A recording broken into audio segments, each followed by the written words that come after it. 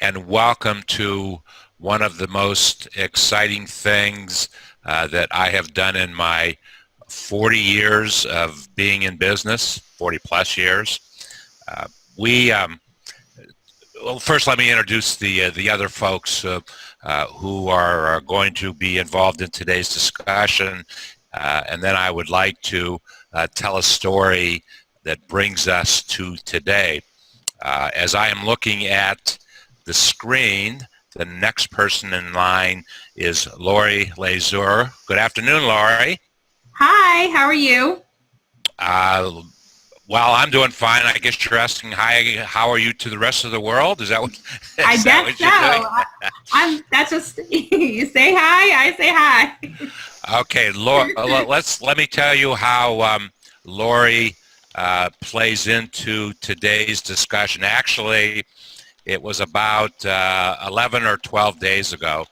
Lori and I were having a discussion, one-on-one discussion, and she just kind of asked me, do I know how she could produce a Google Plus report that she needed for her business and was not able to find anybody that could actually produce the report for her. So I said, you know what, Lori? I've got a friend over in the Canary Islands that I do a lot of work with, and let's create a chat session with him tomorrow, the next day, and let's see what Michael Mason can do. See if he says it's something that can be done. So we're going to come back to that part of the story. Let me introduce Michael Mason, the technology mastermind about all this that we are doing. The name of the program is Plus My Reach. And the one thing, I've been working with Michael now for what, Michael, about 5 months anyways? Thereabouts, about 5-6 months, yeah. And we have been doing a lot of things. I like to think myself as a creative marketer, and so I will throw challenges by Michael, and he said, sure, we can do that. And he goes off and he creates some code and he writes some code and he makes it happen. What did you call it? Magic? I use, call it magic? no, I use the term, I use magickery to create Magickery. Yeah, that's Magickery. That's what Michael does. He does magickery.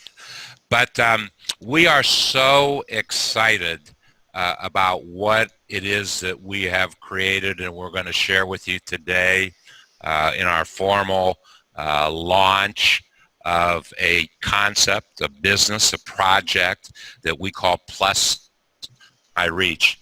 Step back for a moment and tell you what excites me so much about this announcement today. It was almost 40 years ago to the day. I couldn't find an actual date that I bought my first business for $10,000, and it was a publishing business. And it was a business that my father had bought, and whatever. I got involved. I bought it from my mother, and that was back in the 70s. And I was in the publishing business, and I spoke to a lot of small businesses. They were my advertisers. They were my customers back in the 70s, and we did very well. We did very well back then. I actually started another publication in the latter part of the 70s. So that was the 70s.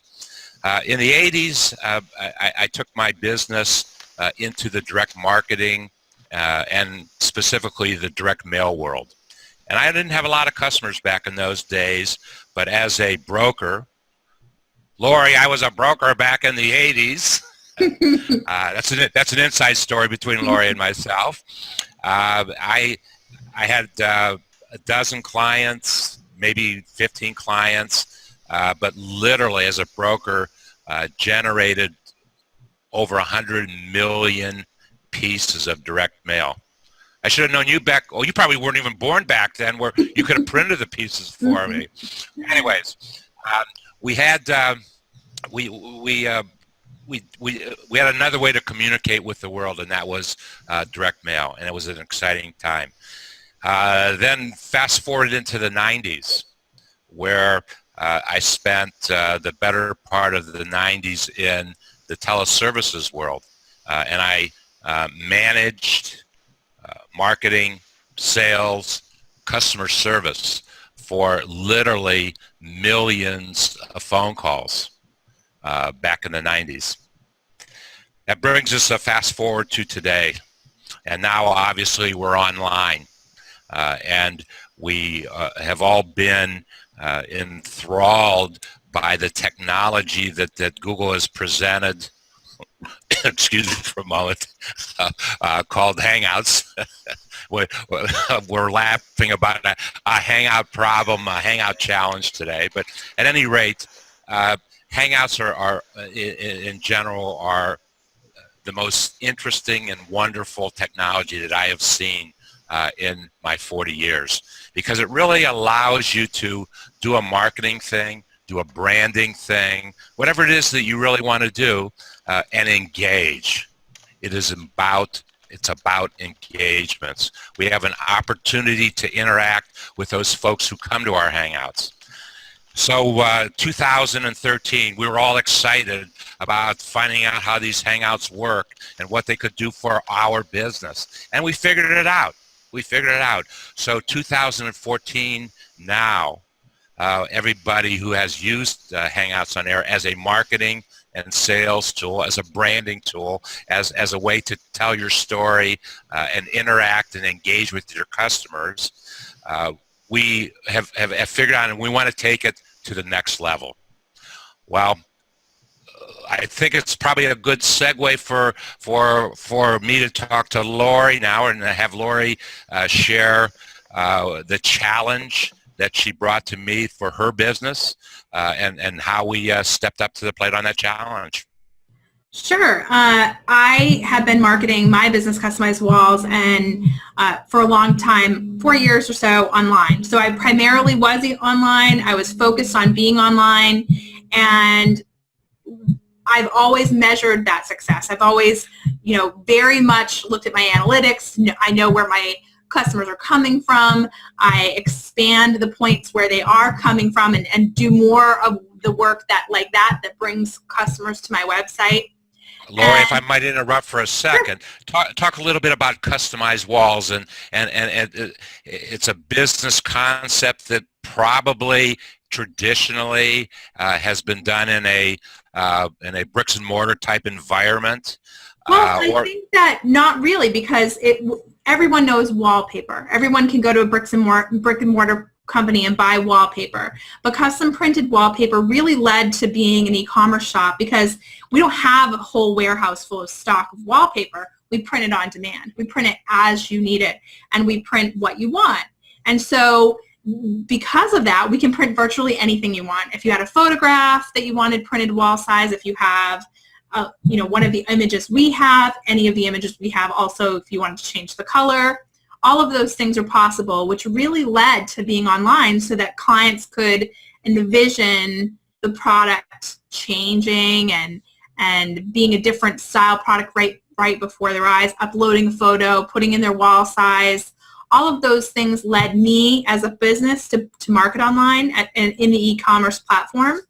And so we very much got on board with social media right away. We had a following and have a following on Facebook, Twitter, LinkedIn, Pinterest, Instagram, and also on Google+. And always I measure that. I measure which images the customers are responding to, which designs and wording the customers are clicking over to my site. And analytics is a part of how I run my business.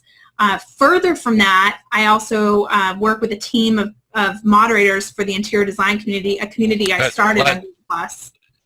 Let's start that. Let's give a real good introduction to that. And let me say that as an individual who has studied Google Plus and Hangouts and all the various tools that are available to small businesses, however long ago it was, you embraced the concept of communities, which was a wonderful tool.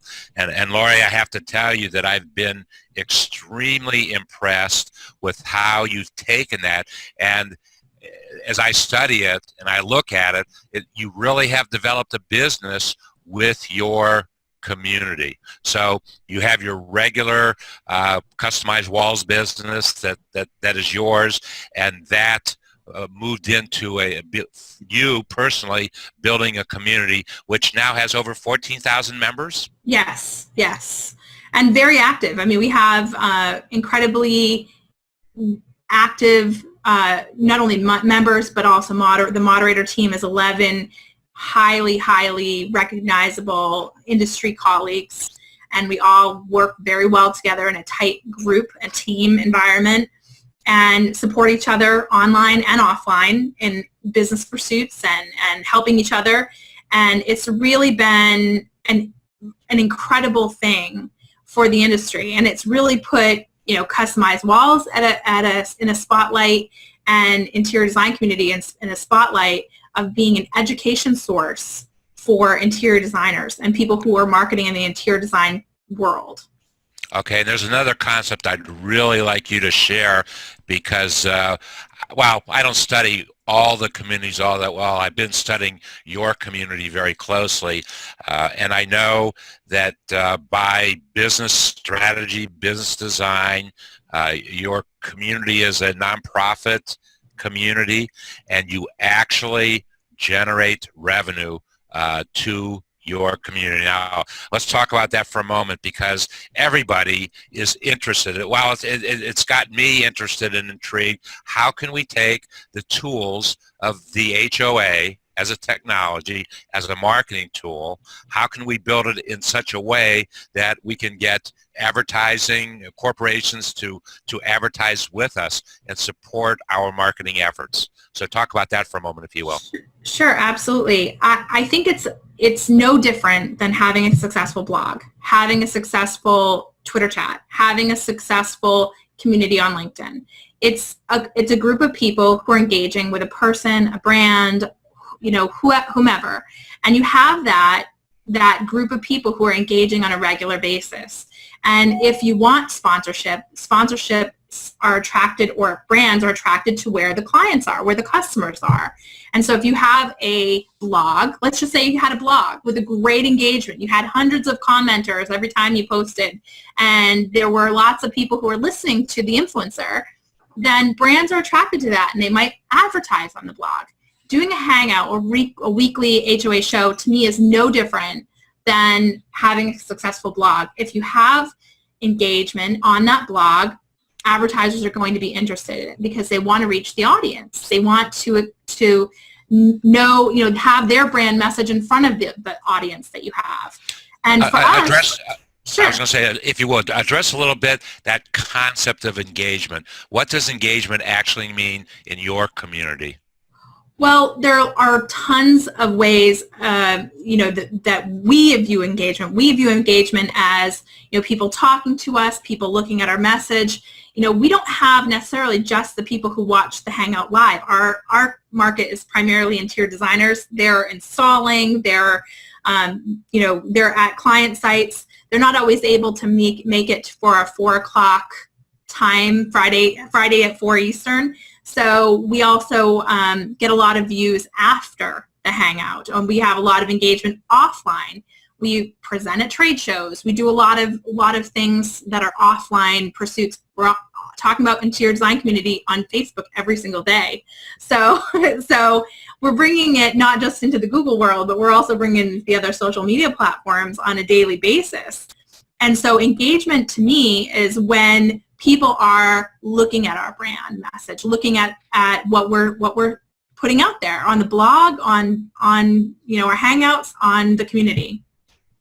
Do, if you will, spend a moment and talk about the various social media that your community uses and why you use them and how you use them and what they do for your business and for the community. Sure. I mean, I can talk a little bit about, we came into Google Plus already having a successful branding experience on Twitter where we made lots of great relationships. And I still participate weekly in Twitter chats that are really, really successful. And And it's a great way to engage with clients. I mean, some of these Twitter chats do have sponsorship, and they run either for-profit or non-for-profit. We never really wanted to put ourselves in a position where we were running for-profit in interior design community.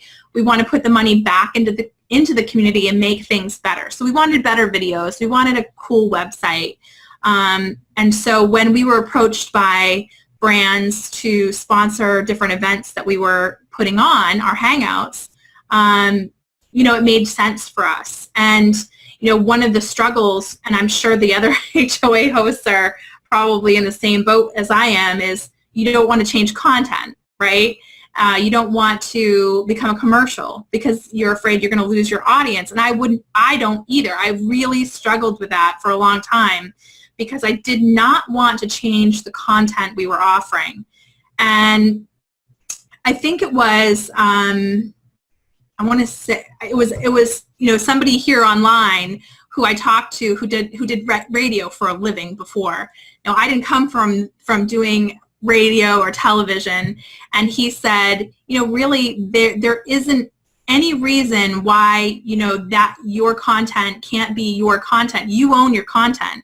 You have an audience that listens to that, and it's just run like a normal commercial, a normal radio commercial or television commercial, and that's what the sponsors can do. And when it was positioned to me that way, it really was like a light bulb moment that I thought that would be a fantastic thing, that we could have the brands, sponsoring the effort that we're doing within the community with our moderators to provide even better information than we were already getting out there. So I've been familiar with all of this process. I do know and have a great relationship with a lot of brands, and I am just as enthralled with Hangouts as you are, because honestly, there's just something about that, like live energy, about the face-to-face conversation that you're having. There's that what's happening in the chat right now as we speak. I'm looking at it, and it's people are chatting and talking, and it's just a real moment, and I love that. And so, as much as I love it, I've always looked at how do we measure it? How are we measuring it? And I'm comparing it to Twitter chats that I belong to, where they have hash tracking reports, where they can see how many eyeballs are on it. And I know as a brand, if a brand is going to want to come in here and either sponsor an event or be on Google Plus really seriously and do Hangouts, they're going to need to know how many people are seeing it beyond the people that are commenting, because it's very well known and documented in the online world that for every one person who puts themselves out there as a broadcaster, there are another 10, 15 that are just watching. They're not commenting. They're not liking.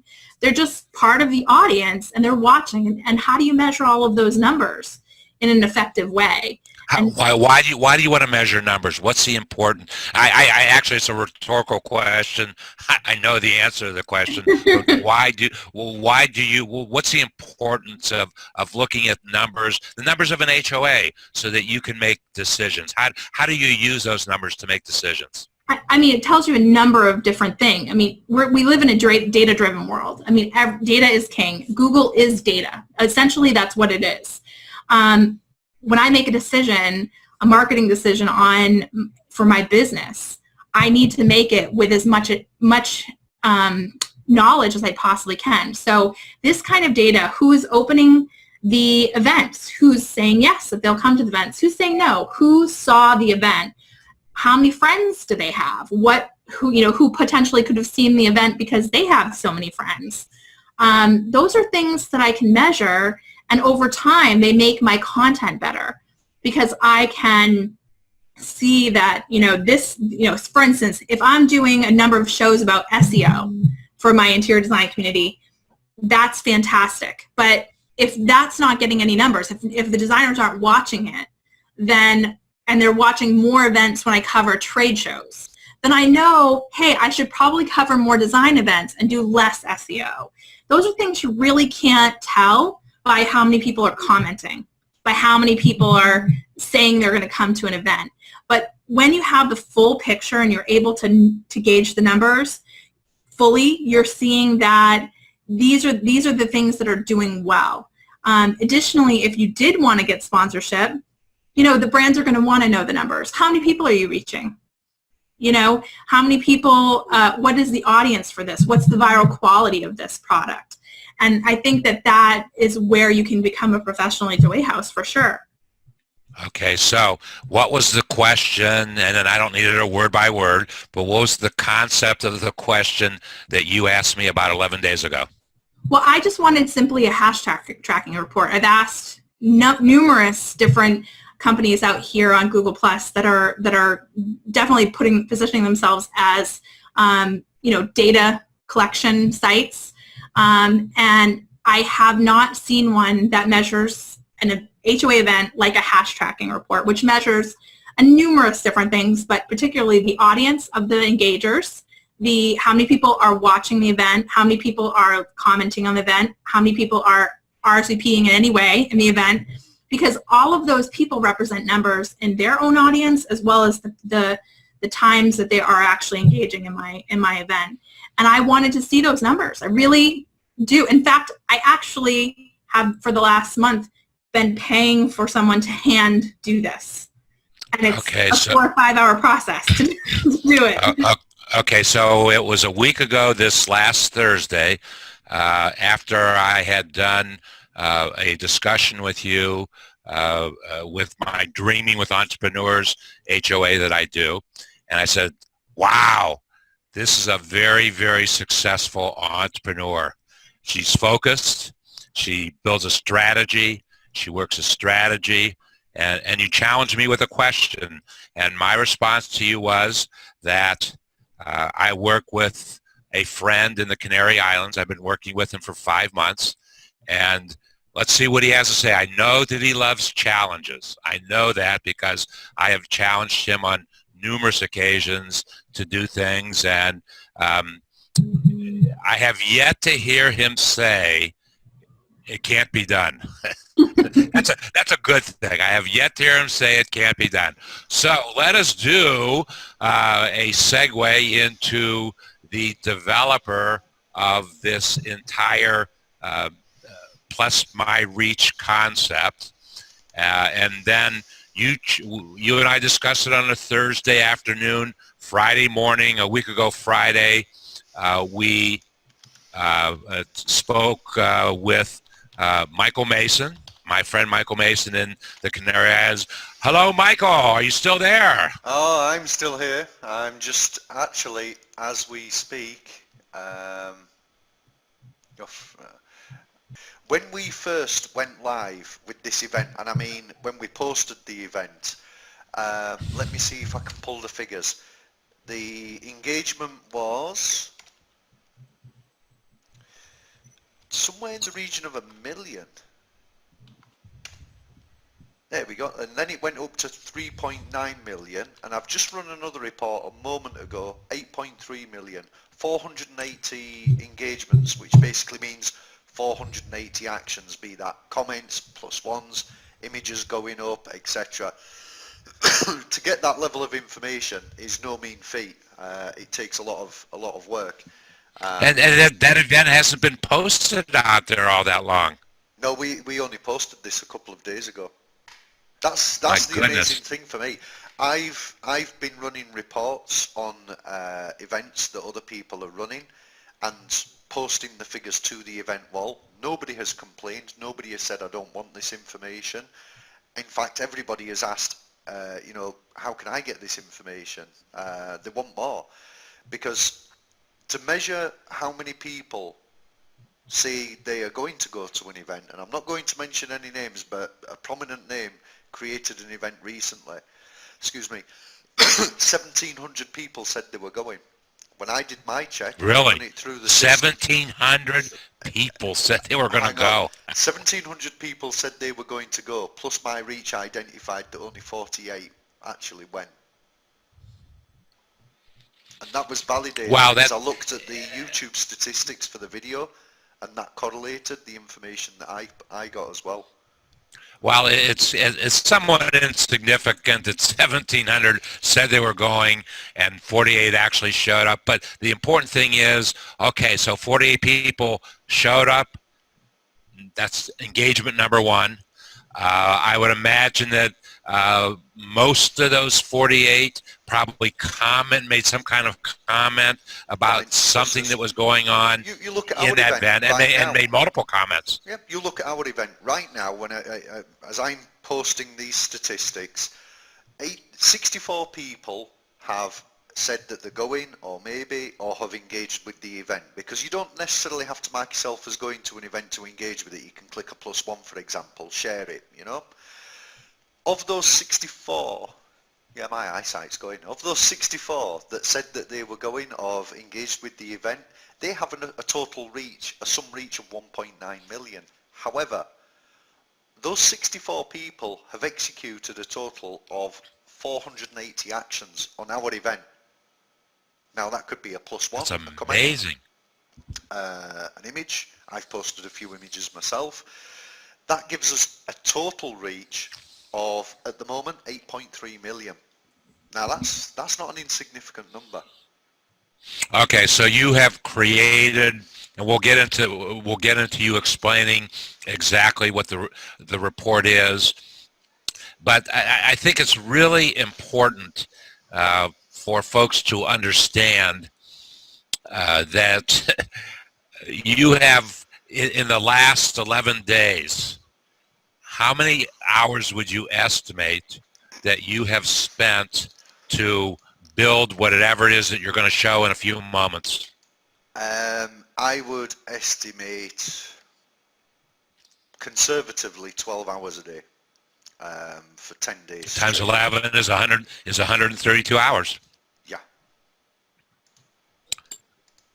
Wow. I think if you punch those out on your computer, you'd find the same answer, Michael. So, if you would, I'm going to turn it over to you to present the program, the Plus My Reach program, a website. Not only did you build a system that creates the report, but you also built a website to supplement. And so people have a place to go and get all this information. So it's off to you now to share how you want to tell the story. Okay. If the video cuts, I'll just start another call and I'll splice the two together, guys. Okay? Okay. Yeah.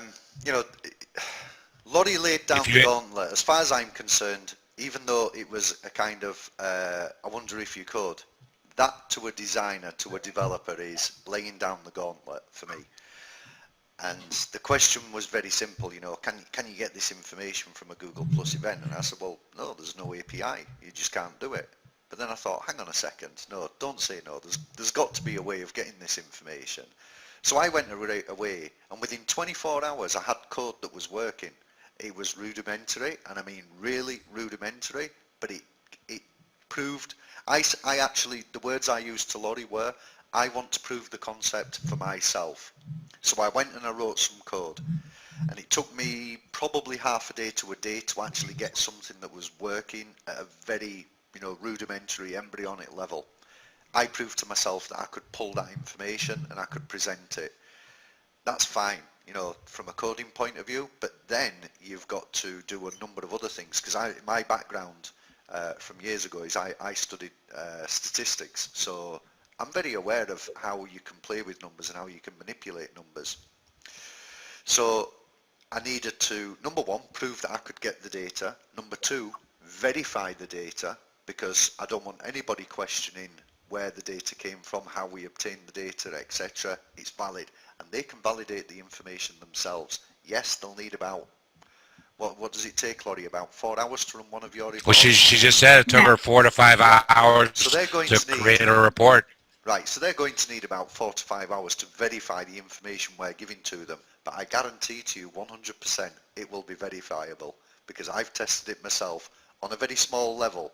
There's no way I'm going to start checking, you know, 480 engagements, 600 actions, you know, on an event or a post.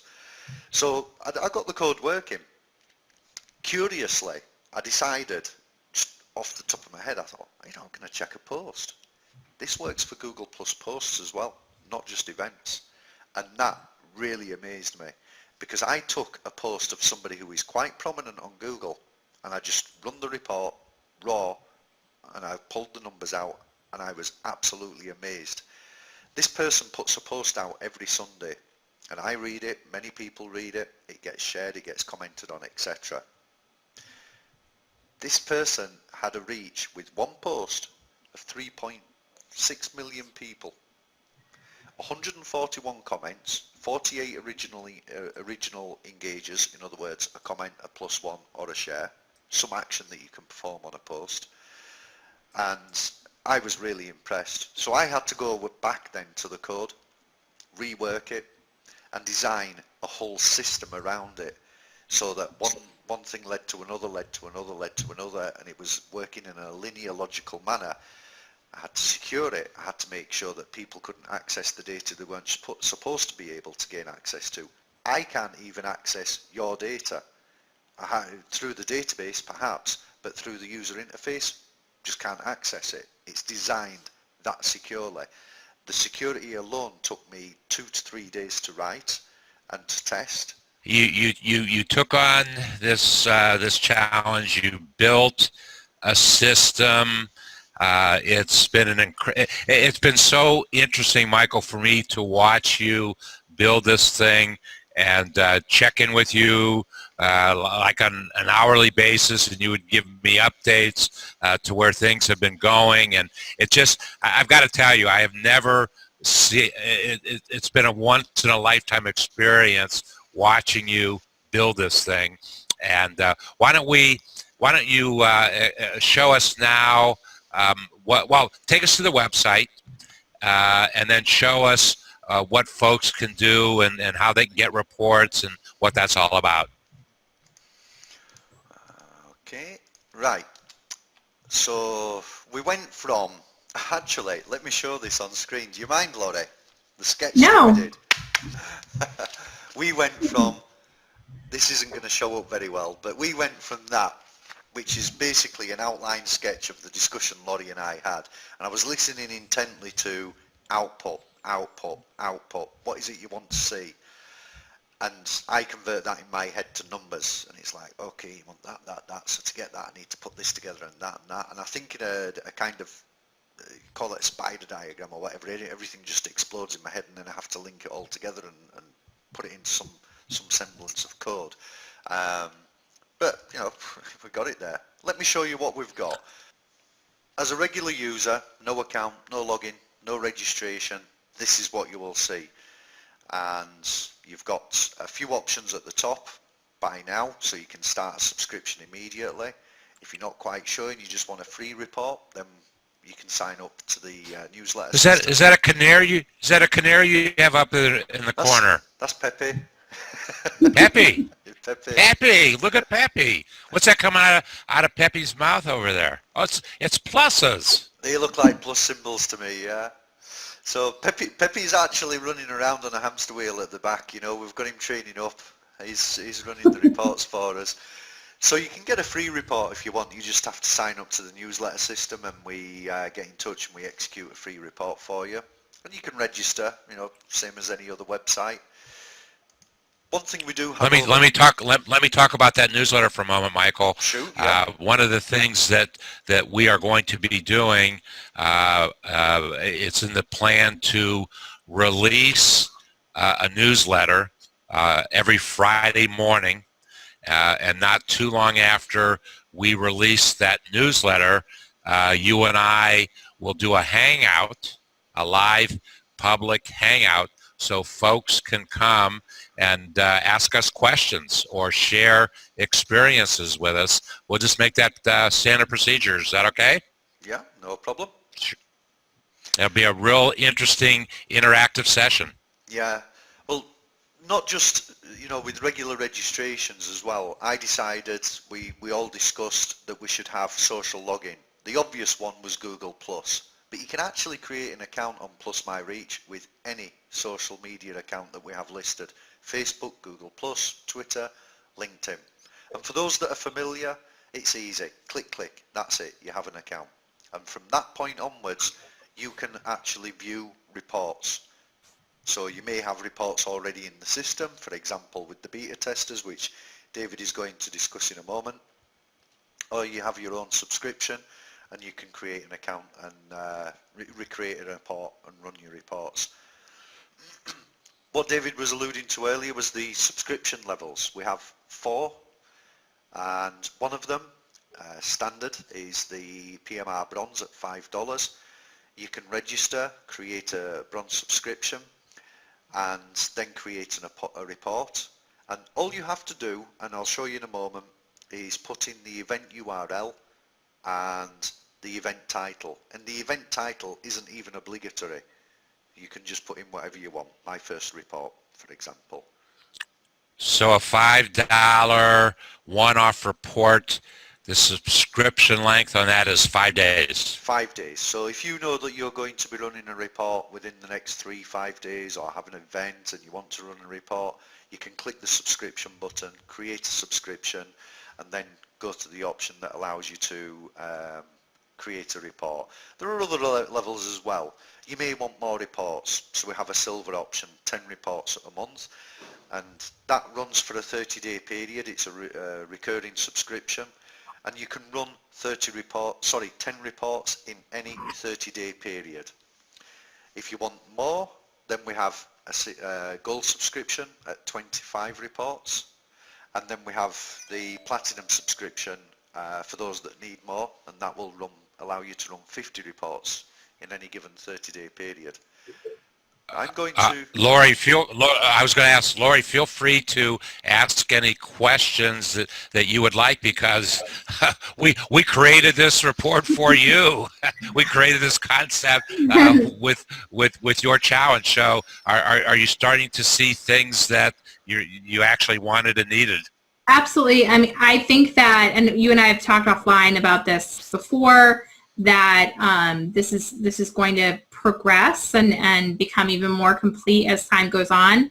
But this is still, like, as it is today, it would take you 4 to 5 hours to create this data, and it's incredibly valuable to me. So I love what you're including: comments, shares, +1 activity, audience reach, open invitations. Those are things that I measure right now. So being able to measure them in an automated process is incredible.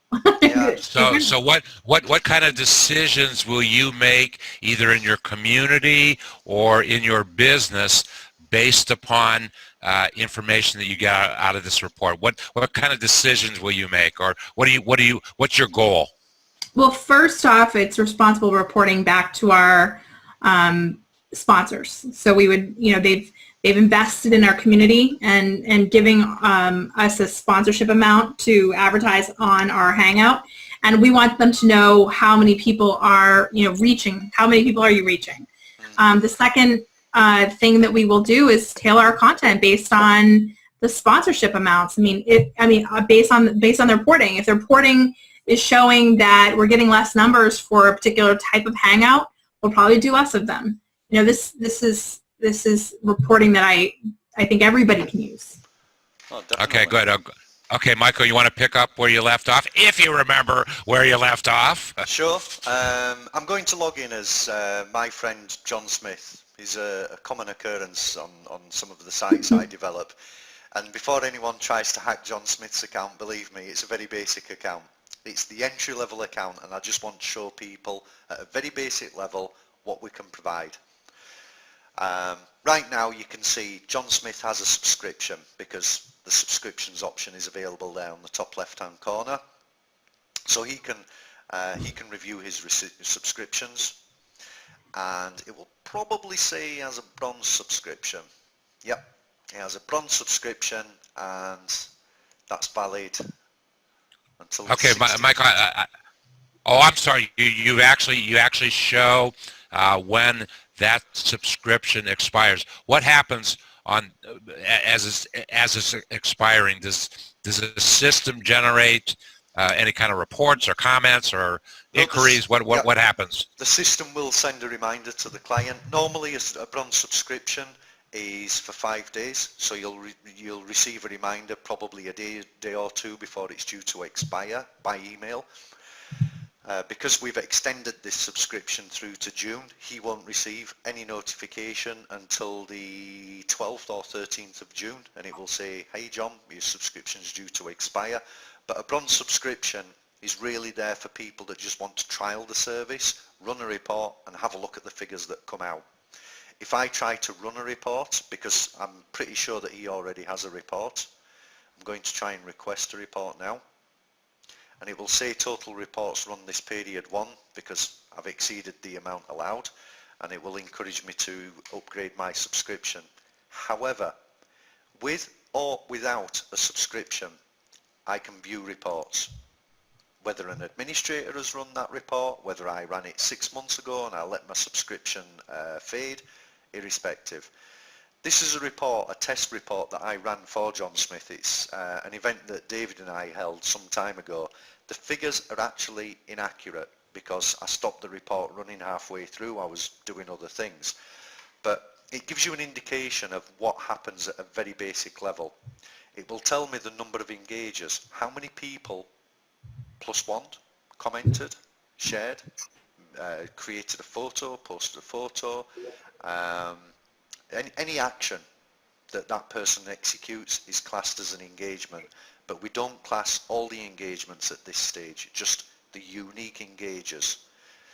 The total reach of those unique engagers, 9,828. Now, that, as I said before, that figure is actually inaccurate because if I ran a complete report, that would actually be closer to about 5 million, I think, for that event. Total engagements is... Wait. Explain what you just said, Michael. So well, I'm going to go into the master account, okay, bring up a whole list of reports. And okay. So what we're doing here is covering the total engagements, the total actions. So there were, on this event, it says there were 394 unique actions. Now they could be 394 +1s. Now bear in mind, a user on Google Plus cannot +1 something twice. So if somebody has clicked +1 and there are 5 or 6 other actions assigned to that user, then by de facto they can't possibly have hit +1 again.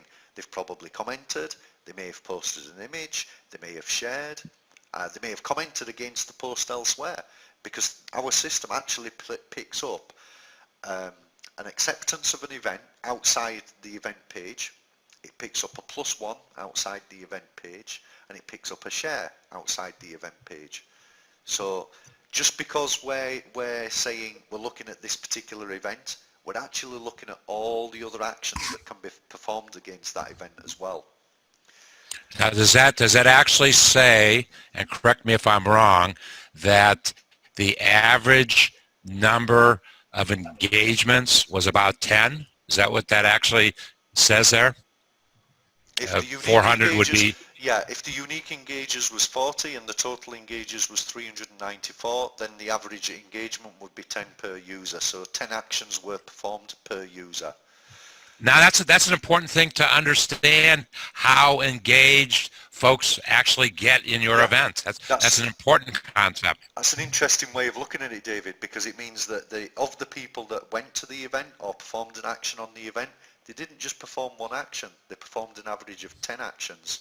If one of those was a +1, the other 9 are going to be comments, shares, or images posted. So that also then tells you that those folks who showed up, the unique engagers, they were very active.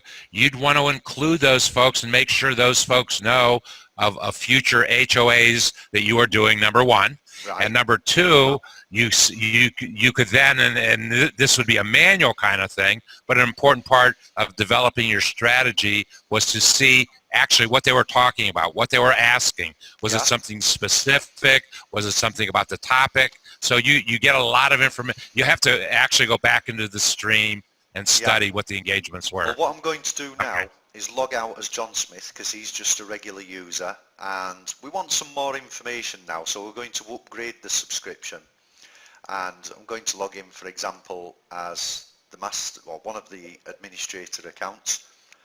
But despite the fact that this is an administrator account, all I have done is applied a platinum subscription to the account so that I can do things for a longer period. I can run 50 reports, for example. So if I try to request a report under my user account, Can I have a platinum account, Michael? I think you already have one, David. Well, thank you. Now we'll see here, I'm trying to run a report. I have a platinum account and it says total reports executed this period, total reports remaining, and all I need to do is put the event URL in there and the event title. And as I said before, the title can actually be anything you want. You could say number 2 of 5, number 3 of 5, because you may want to run 5 reports on the same event and find out what the engagement is like over time, a couple of days before the event, while the event is running, and then maybe a week after the event.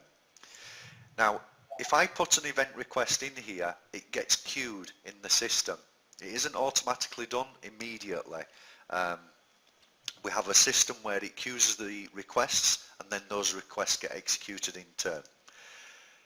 For the events that I've already requested, I can view the reports. Just like John Smith views the reports here in a linear fashion. So you'll see here that these are the reports I've run recently on our event.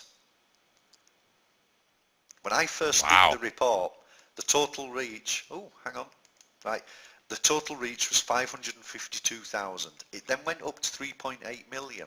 That was at 4:17 this morning Eastern Standard Time. At 10 o'clock Eastern Standard Time, it went up to 3.9 million. Even though Hangouts was down, I ran the report again while we were recording. That engagement went up to 8.3 million. So people were they were going into the event itself, and they were commenting regardless of whatever else was happening. So they were engaging. Yeah. They went to that end. You know, we've got total engagers. It's actually, I need to change the word in there. That should be total actions. 68 actions, 120, 166, 480. And your inbox is probably the same as mine, full of emails regarding the event. Now, something else that you can do with a higher level subscription, you may have noticed there's an icon here that says to view a detailed list of all the engagers. Anybody with a silver, gold or platinum subscription can click this button for any event report that's been run, and it lists every single engager for that event. And it lists... No way! Oh yeah. No way! I see some famous names on that one. Wow! And it also lists their follow account. Now you'll notice there's 1 or 2 here that say unknown. Typically that is because it is either, you'll see here for example, that's a community, or alternatively... Interior design community. We know who the interior design community is. We do.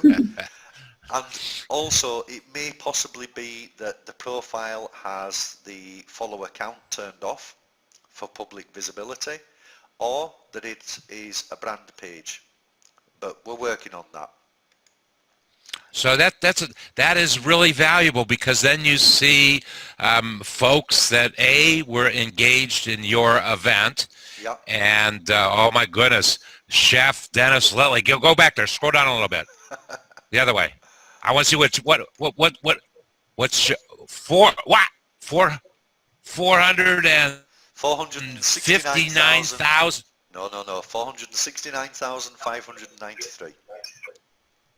Right on, Chef. I want to invite you to my next event and engage. The key thing here, and if you remember, I was talking earlier about validity. You know, I come from a background of statistics and computing, etc. If somebody throws a number at me, I want them to be able to verify that number, or I want to be able to verify the number myself. Now, if we go back to the overview page and we have a look here and it says 480 engagements, there's a very easy way to measure that number. You just look in your email inbox and you filter all the emails that have the event title. That will give you the sum total of all the comments on the event. It won't tell you the shares, so then you have to go to the event page, find out how often it was shared, then have a look at how many +1s, how many images were added. But you can get those numbers. The total number of engagers, you can get that number as well. But as Laurie has said before, you're looking at 4 or 5 hours work, and you can't be certain that information is going to be accurate. We can. Every single Well, profile. explain that. Explain that for a moment. Yes. Well, every single profile that we display there, if the follower count is available, we display it. Now, the curious thing is, I've checked a test event. I've had a test event listed up in December, and I've been testing it periodically. And curiously, despite the fact that no engagement is happening on that event, the total engagement reach for that event is increasing. And the reason why it's increasing is because every time the report is run, it finds out what the follower count is for that user again. So it's possible that they've received another 20, 30 followers. So therefore another 20, 30 people could possibly view that brand or that event, you know. I know Laurie was talking about, I think it was last week, about how a brand is actually quite concerned with if somebody just sees in a minute, in an instant, their brand logo, which is why it's really important when people are creating events on Google Plus, excuse me, they get rid of the yellow banner, the horrid banner, and they put their own branding up there. Because every time I share your event, that branding goes out there. Chef Dennis Litley, you were talking about him a moment ago, I can scan through my feed and I'll immediately pick out his hover card or his headshot. His headshot is on his event page, on the event banner. So if anybody shares one of his events or comments against one of his events and it's in my notification stream, bingo, the branding's there. And I scan through my notifications pretty quickly, I'm guessing like other people do. But coming back to what we're doing here, you know, there's a heck of a lot of development gone into this, and we're actually, through talking with Laurie and talking with others, we're realizing that we're only just scratching the surface of what's possible. Oh, okay. Now you have my imagination. What do you? Well, before you give that answer, Laurie, what do you think so far about what you've seen? I mean, I think this is a fantastic first step. And you know, when you compare it to a hash tracking report, you know, eventually you're going to want to have more graphs and you know, the full look of a hash track report. But the bare bones, it's there. The information that I needed to be able to share with the brands about our engagement is right there. So I'm really happy with it. I think that this is a great first step to giving us this data, which is, it's incredibly important. I mean, we're all spending hours on these Hangouts, you know. I'll bet in the next hour, when we conclude here, you're going to start running reports, and within 2 hours, the folks that you have communication with, your brands, are going to hear about this. Oh, absolutely. I've already talked to them about that. I'm working on getting this. I mean, that's how important it is to the brands that we work with. Well, good. Okay, Michael, where do we leave off? Well, you know, the system's available, and it's been available for the last 8 or 9 hours. You can go along, you can request a report, you can sign up for the newsletter and get a free report. It's entirely up to you. The system is there and it's running. I think what will surprise anybody who uses this, and I'll be very surprised if it doesn't surprise them, is the numbers. I was absolutely gobsmacked. The people who you think attract a big audience and the people who you think have broad reach and wide engagement are not necessarily always the same people that you think they are. I've been running reports on friends of mine on Google Plus. Sometimes I'm posting the statistics privately between just us. Other times I'm posting them publicly. One person stood out head and shoulders above everybody because this chap doesn't get much engagement on his events, but yeah, his reach is almost as big as the reach we've got on this event tonight or today, and that really surprised me. And there are others who have big numbers and have lots of people saying they're going to the event, hundreds, and then you run the report on the event and you find out just how many people are coming. can I tell you why that's important too? Because what's really important to say at that is that that let me tell you from a brand perspective. If I were a brand and I had 10 people in my audience, and those 10 people were influencers on Google+.